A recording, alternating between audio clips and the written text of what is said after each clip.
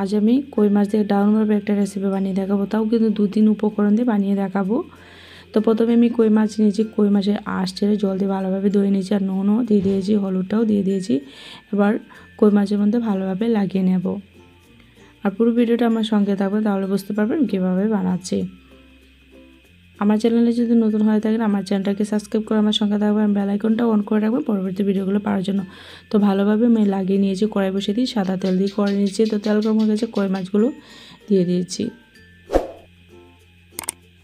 কই মাছ আমি লাল করেই ভেজে নেব। তো এবার পাল্টে নিচ্ছি।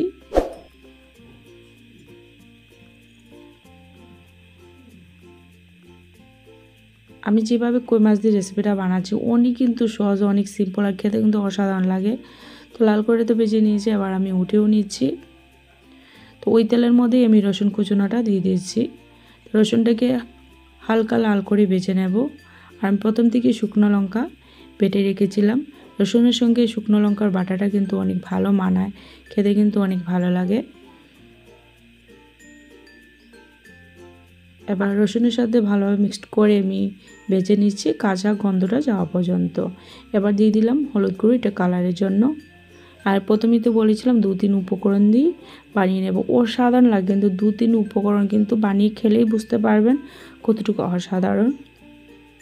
তো ভালোভাবে ভেজে নিয়েছি, এবার আমি জল দিয়ে দিয়েছি। এবার পরিমাণ মতো নুন, ঝোলটা আপনার ইচ্ছে অনুযায়ী। তো ঝোলটা একটু ফুটে গেছে, এবার আমি কই মাছ দিয়ে দিয়েছি। কই মাছ দেওয়ার পর আরও 2 মিনিট আমি ঝোলটাকে ফুটিয়ে নেব।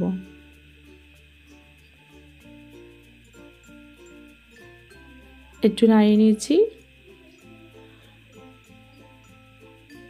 ঝোলটা ফুটতে ফুটতে আমি ধনিয়া পাতা কেটে নিয়েছি। এটা আমি বিলাতি ধনিয়া পাতা নিয়েছি। এটা কিন্তু এমনিতেই ধনিয়া পাতা দিয়ে কিন্তু করা যাবে, কিন্তু বিলাতি ধনিয়া পাতা দিয়ে কিন্তু এই কই মাছের রেসিপিটা কিন্তু অসাধারণ লাগবে খেতে। তো কাটা আমার হয়ে গেছে, এবার আমি এই ঝোলের মধ্যে দিয়ে দিয়েছি।